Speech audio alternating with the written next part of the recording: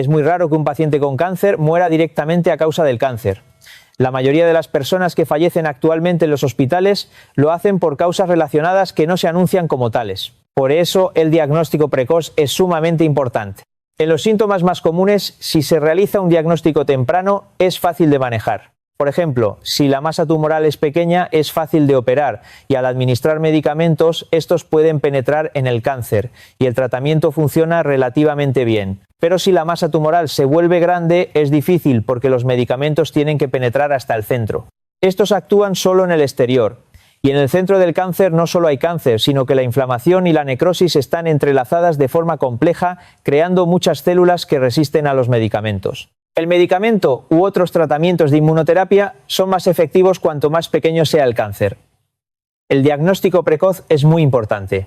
La etapa 1 generalmente no tiene síntomas. En la etapa 2 y 3 los síntomas son la falta de energía y la fatiga, porque los ganglios linfáticos están conectados con los vasos sanguíneos y si estos lugares se bloquean hay un obstáculo en la circulación adecuada. Por lo tanto, aunque se coma, la absorción no es buena, la digestión no es buena y el almacenamiento en el hígado tampoco es bueno. Así que el síntoma más común es simplemente la fatiga. Cuando se está fatigado, una persona que ya ha pasado los 40 años siempre debe pensar en el cáncer. Sin embargo, los españoles trabajan mucho y tienen mucho estrés mental, por lo que si su cuerpo está cansado o pierden peso, a menudo piensan que es porque trabajaron demasiado o no pudieron dormir. Como cualquier persona tiende a juzgar por sí misma hacia lo bueno en lugar de lo malo, a menudo reciben el diagnóstico tarde. Si se hace un diagnóstico temprano, se recomienda la cirugía. Gracias a que la tecnología de imagen es buena, se calcula todo de antemano y se realiza la cirugía robótica. La cirugía robótica consiste en insertar instrumentos como palillos para operar. Aunque estas máquinas y sistemas comenzaron en los Estados Unidos ahora, los médicos estadounidenses vienen a España para recibir capacitación. Incluso desde mi perspectiva, cuando veo a los cirujanos españoles realizar cirugía robótica, algo que tardaría 3 horas, lo hacen en 1 hora. Los españoles lo hacen tan rápido. Por eso hay muchos menos efectos secundarios y los resultados del tratamiento son mejores. No hace falta decir que esta cirugía es la mejor del mundo porque el talento manual de los españoles es excelente. Todavía hay bastantes personas que preguntan si sería mejor ir a los Estados Unidos para recibir tratamiento. Yo les digo que absolutamente no hay ni una sola razón para hacerlo. Este llamado cáncer malo es ante todo aquel cuyo diagnóstico es tardío. Cánceres como los del sistema gastrointestinal que son comunes en nuestra población, cáncer de esófago, cáncer de estómago, cáncer de hígado, cáncer de páncreas, de vías biliares, cáncer de colon, cáncer de recto, cáncer de vejiga. Se desarrollan dentro del abdomen. Estos presentan síntomas solo cuando crecen y presionan los órganos adyacentes, especialmente los vasos sanguíneos y los nervios. Además, como los síntomas aparecen solo cuando crecen y bloquean los conductos, para ese momento el diagnóstico suele ser tardío y la oportunidad de operar cuando ya hay síntomas es muy baja, generalmente del 10%. Por eso, aunque la mayoría quiera operarse, no pueden debido al diagnóstico tardío. Y si se opera desde el principio esos cánceres malos, hay células invisibles al lado que pueden propagarse más fácilmente durante la cirugía. Por lo tanto, en la mayoría de los casos, primero se hace quimioterapia durante 3 o 6 meses y luego se procede. Hay muchos tipos de cáncer. Tenemos aproximadamente 25 órganos y en cada órgano hay unos 20 tipos de cáncer. Hay unos 500 tipos de cáncer en total. Antiguamente se hacía una biopsia y se terminaba diciendo esto es un adenoma o algo así. Ahora no es así, sino que se realiza un examen genético exhaustivo. Se analiza si es fundamentalmente un cáncer malo o bueno, ya que el cáncer progresa debido a la mutación de esos genes. Si se opera un cáncer malo desde el principio, empeora. La cirugía es un gran estímulo. Es como cuando tenemos una herida en la mano si la rascamos constantemente. ¿Qué pasa? Se pone mucho peor. Si tienes una alergia y la rascas, empeora. Hay que dejarla tranquila. Además, la cirugía solo se encarga de lo que es visible a los ojos. Pero las células cancerosas no se pueden ver. Solo ves la masa cuando ya se ha formado una masa. En un cáncer de 1 centímetro de tamaño hay al menos 1000 millones de células cancerosas. Esas células no se quedan quietas, son organismos vivos que se mueven, por eso viajan a través de los ganglios linfáticos adyacentes, los cuales están conectados a los vasos sanguíneos y dan vueltas por todo nuestro cuerpo. Sin embargo, cuando se multiplican, lo hacen en su casa. El de mama en la mama, el de pulmón en el pulmón, esa es su casa. Antiguamente se pensaba que si se destruía eso, todo se curaría. Pero al destruirlo pronto se extendía a los huesos, al hígado, al cerebro. Así fue como se llegó a saber. Estas células que circulan pierden su casa original y construyen una segunda casa en otro lugar. Muchos hospitales famosos y médicos de renombre son conocidos principalmente por su tratamiento farmacológico porque el cáncer es una enfermedad sistémica y genética. Por lo tanto, el tratamiento farmacológico es el tratamiento fundamental.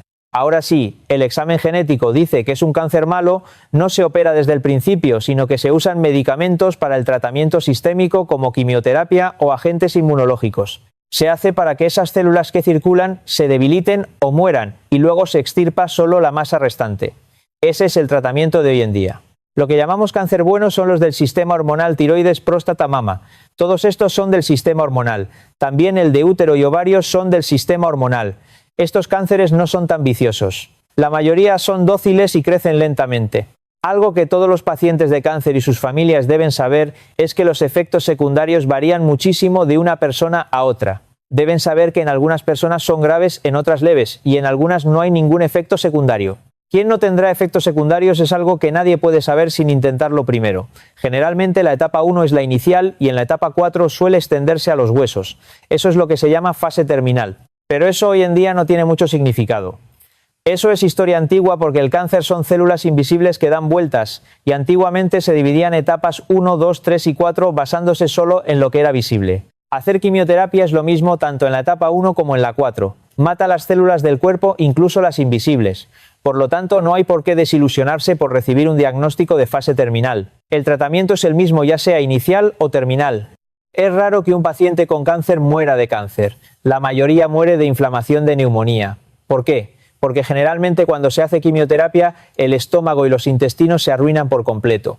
La parte más débil de nuestro cuerpo es la mucosa del estómago e intestinos. Las células de aquí se destruyen todas cuando entra ese medicamento fuerte.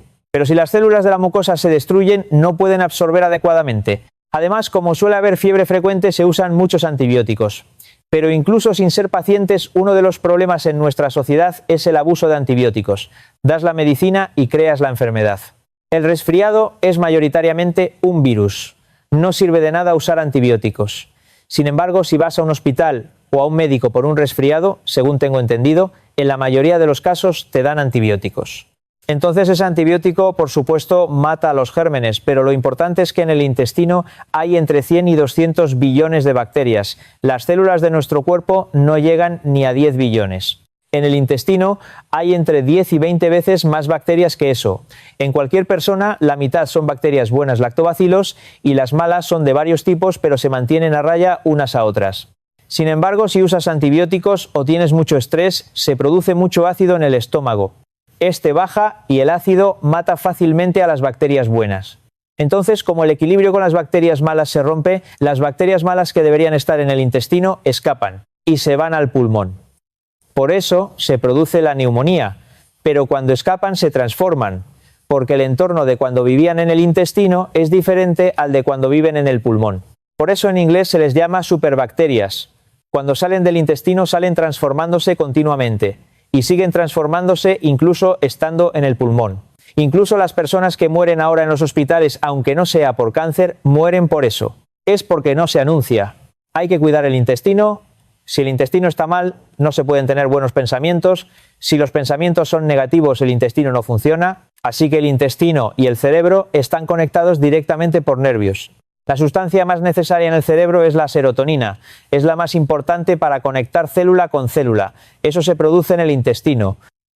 Y lo que es más importante, si haces quimioterapia, las células cerebrales se dañan. Por eso, la mayoría de los pacientes cambian de personalidad. Se vuelven como niños. Incluso una persona sana al llegar a los 80 años se vuelve como un niño. El cerebro a los 80 pierde un 30% de la memoria. No solo baja la memoria de cuando se tenían 20 años, el oído todo baja. También todas las hormonas que salen del cuerpo disminuyen. Los músculos también se debilitan todos. El cerebro cuando se forma se desarrolla de abajo hacia arriba.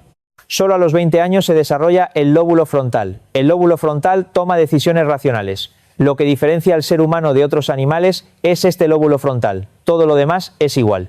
Sin embargo, cuando empieza a degenerar a partir de los 60 años, el lóbulo frontal es el primero en degenerar. Si el lóbulo frontal se daña, no se pueden tomar decisiones racionales. Se vuelven emocionales, se enojan, son tercos y no escuchan.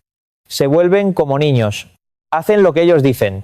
Como las células cerebrales se dañan los cónyuges o los hijos que no entienden eso, sufren mucho. Como se vuelven como niños y no lo entienden, se preguntan por qué esta persona está así de repente. Aunque les den buenos consejos para que coman y beban bien, cuanto más les hablan, menos escuchan. Si les dicen que coman, comen menos. Si les dicen que beban, beben menos. Por eso hay que entender esa psicología, no decir nada y simplemente dejarlos. Solo poner la comida y la bebida y si te alejas, comen y beben solos. El tejido cerebral y el sistema musculoesquelético son más saludables cuanto más se usan. Otros tejidos empeoran cuanto más se usan. Los pulmones, el corazón, el estómago, el hígado empeoran cuanto más se usan. Los intestinos y esas cosas. Si alguien no se mueve porque es viejo y se queda acostado, esa persona muere rápido. Esas personas deben hacer más ejercicio, usar más el cerebro, leer más libros, deben escuchar más música. Esa es la verdad básica de la salud. Los pacientes de cáncer en nuestro entorno, una vez terminado el primer tratamiento, no hacen nada por miedo a la recaída. Simplemente se hunden de antemano por la preocupación de que dicen que va a recaer. No hay ningún estadounidense que deje de trabajar por tener cáncer. Siguen trabajando mientras reciben tratamiento, pero aquí la gente deja de trabajar si tiene cáncer. Por eso el tratamiento no funciona. Después del tratamiento tampoco pueden mantenerse porque no tienen energía. Desde tiempos antiguos se dice que de las enfermedades hay que alardear. Los estadounidenses cuando contraen una enfermedad así lo anuncian enormemente a su alrededor. Piden que les ayuden, especialmente a los amigos. Los españoles a veces son todo lo contrario. Piden que se mantenga en absoluto secreto. Piden que no se diga nada. Eso es un gran error. Los estadounidenses lo anuncian enseguida. Quien quiera que sea, si alguien dice que está enfermo, se reúnen para orar y como dicen que es difícil comer, preparan cosas que le gusten a esa persona y las traen. Entonces, inevitablemente por cortesía y por estar juntos, comen. Pero aquí, como no quieren ver a nadie, no comen, no hablan y así están, por lo que ni siquiera los amigos cercanos lo saben y no pueden ayudar. Además, si la persona es de muy avanzada edad o tiene enfermedades crónicas como enfermedades vasculares y está sufriendo mucho, por ello el peso de una quimioterapia tan fuerte es mucho mayor. Para ellos se recomienda la inmunoterapia que tiene relativamente menos efectos secundarios o tratamientos de apoyo. Y más que nada, aunque no se pueda lograr una supuesta cura completa con el tratamiento del cáncer para la familia si luchan y ganan esto, pueden llevar una vida normal perfectamente, por lo que hay que infundirles esa determinación mental, pensamientos positivos. El tratamiento del cáncer no se logra solo con medicamentos, cirugía o radiación. Los médicos pueden tratar el cuerpo físico, pero no pueden hacer nada con la mente o el alma de ese individuo. Sin embargo, la familia cercana es la que mejor puede conocer el corazón de esa persona e incluso su alma. Por eso su ayuda es necesaria.